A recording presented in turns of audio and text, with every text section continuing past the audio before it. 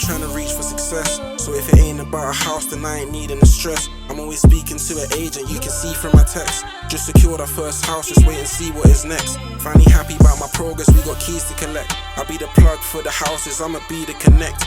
Every day I make an offer, I just hope they accept. And if you wanna be a boss, you gotta go through the steps. Yes guys, it's Rush Hour Property, we're in another video. We're in Nottingham and with someone that does a strategy that's not really showcased on social media. We're going to find out, is it profitable? Is it worth the hassle? Let's all take a look.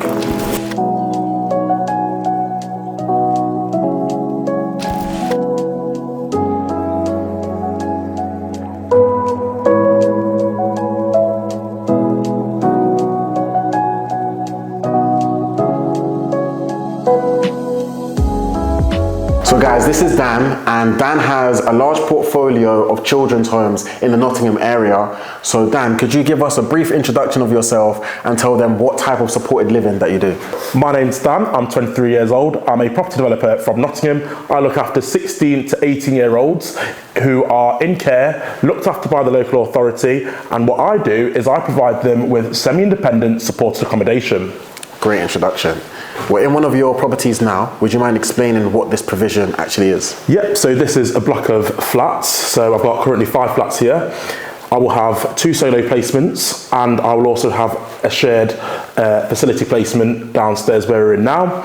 My solo placements will be 1 young person, 1 staff member, 24/7, and then downstairs in my shared house where we're in now will be 4 young people and 1 staff member. Okay, and we've had a few conversations off camera about the type of children that you're going to be looking after, and a lot of them are high risk. So while I was taking a look around, I noticed that you've done the property to quite a high spec, and I was wondering why you chose to do it to a high spec when there is also a high possibility of them damaging the property. Great question, Rocky. So for me, I've worked in the industry. I've also been a young person in care myself. I've seen lots of different types of sort of accommodation that young people are in. Some of it is, really, really bad. So for me, I want to do something completely different, and I want to give young people aspirations. I want them to live in a nice environment, because for me, it's about giving them aspirations, and actually, hopefully by giving them a nice property to be in and live in will make them feel comfortable, and will also help them, progress on in life. And for me, it's always about, well, what would you want for your own child? So guys, we just showed you around the shared provision downstairs. Now we're upstairs where the solar placement is. So Dan, what's the difference between the two? Yeah, so downstairs in the shared provision, we've got young people who have got high risk taking behaviours. However, they are deemed to be appropriate to live with each other and live with other young people safely. Versus upstairs in the solo placement, the young people are deemed too high risk to live with other young people. They need to be in a solo placement where it's just them with 1 staff member and they're having really intense support. Yeah, so what type of behaviour of a young person in a solo placement presents? Yeah, so the sort of behaviours that a young person may present in a solo placement are high levels of damage to property. They might be aggressive, they might carry weapons, they might be really heavy drug users, they might be involved in gangs, and there's lots of things that are going on, such as people turning up to the home, things like that. So they're the sort of things that a young person might present in a solo placement. So I know the natural progression for a young person in a solo placement is to go back into a shared facility. What does the process look for that? Yeah, so typically a young person will come to a solo placement. We try and have them for 6 months. So I expect the staff to be doing some really good, intense work with that young person through key work sessions, other external agencies, and then hopefully we will assess within the 6-month period of the outcomes that the young person has achieved, and if it's deemed that their risk has reduced, then we can start looking at transitioning them on to a shared provision. So Dan, I've been around you for quite a while now, and I realised that you're really passionate on what you do. So let's bring it back a notch. So what was school life like for you? Yeah, so I absolutely hated it, to be fair, Matt. Education and school, it just was not for me. I could not concentrate in class. I could not sit still in class. I was a class clown. And in the end, in year 8, I got kicked out of my secondary school. That's crazy, getting kicked out at such a young age. So what happened after that? Yeah, so after that, I didn't go back into any form of education. I was living at home, things got a little bit difficult, and then I went into care.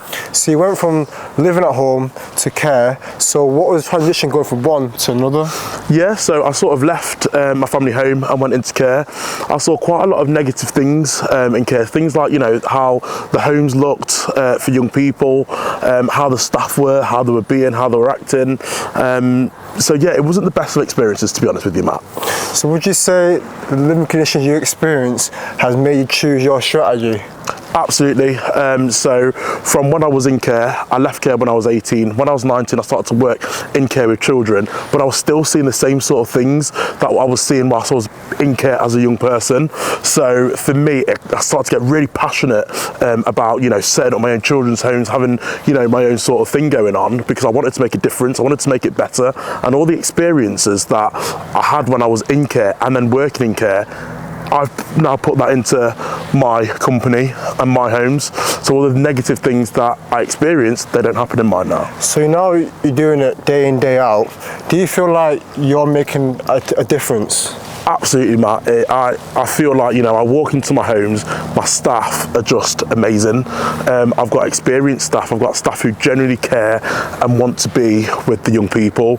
I go into my homes, I see my young people learning how to cook with my staff. I go into my homes and see young people producing CVs to help them progress. I see, you know, when young people are feeling low, and my support workers are sat there with my young people, supporting them through whatever they're going through, their difficult time. So I just feel that, you know, I am making that difference, and it's just so nice to see. And, you know, from actually being a young person in care, then working in care, and now having my own company where I look after young people who are vulnerable, it just means the world to me, Matt. We're in another one of Dan's provisions, which is completely different to the block of flats that you guys have just seen. This is a 4-bedroom detached property that Dan's going to turn into a 5-bedroom. But what I'm interested in knowing is how much the refurb's going to be to get this to a top spec. Yeah, so I want all of my properties to look the best. So I am going to be spending between £40,000 to £50,000 renovating this property. Okay, and what type of things are you going to take into consideration when you're doing the refurb? Yeah, so things like the interior design, I want it to look really, really good. I want the property to, you know, give young people aspirations. I want it to feel good for the young people. So that is something massive that I'll take into consideration. The young people's bedrooms, I want them to feel nice. We do get young people who've got mental health problems, so I'm going to be looking at things like having mental health colours for their feature walls. I like to put things in there like decorative lights, USB sockets, just to be a bit more, you know, within time. Yeah. Things like downstairs, you know, I want it all to be, you know, hard flooring, because sometimes the young people can get a little bit messy, so it's just more better to have, you know, sort of like hard flooring downstairs, so it's easier for, you know, it to be cleaned and whatnot. It has to be HMA compliant, so I will be thinking about obviously all my health and safety, such as, you know, your fire doors, all my health and safety equipment, fire extinguishers, fire blankets, all that sort of stuff. Got to have a fire alarm panel in here as well. So they're just a few things that I will take into consideration when I'm doing the renovation. Yeah, it sounds like you've got to go into a lot of detail and think about a lot of things when you're doing this refurb. I also was thinking, what are the pros and cons of having a block of flats and I guess a detached property like this one is? Yeah, so the simple terms is that with that block of flats, I get to have 3 provisions in one. So that means I've got 2 solo placements and a shared house all in one, and I've got 3 staff all in one location, and it's just more better because in terms of like, if it's, I don't know if it's kicking off downstairs in one of the shared houses, so one of the staff from the solo place can just nip down and, you know, support because that person might be out, versus here, so I might have to travel, you know, 10-15 minutes to get here to support this house if there was an issue going on. Does that make sense? Yeah, so it's basically like a lot more efficient in a way. Absolutely. So yeah, that definitely does make sense. And when you're doing like research into the area, what type of things you got to look at? Because I know the children that you're managing, you do have to look at quite a lot of things. So a lot of our young people are quite high risk that we take on. So we've got to look at things like crime rates. When we get properties, we need to make sure that the houses aren't in massive, crime areas. So that's something that we take in consideration. We take into consideration sort of like the areas as well, because we want our areas to all be like, multicultural and stuff, because we do have lots of different types of young people that sort of come to us.